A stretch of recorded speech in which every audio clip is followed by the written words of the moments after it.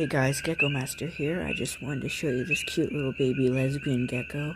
Lesbian geckos are native to all of Southeast Asia and can be found in islands all along the Pacific, including Hawaii.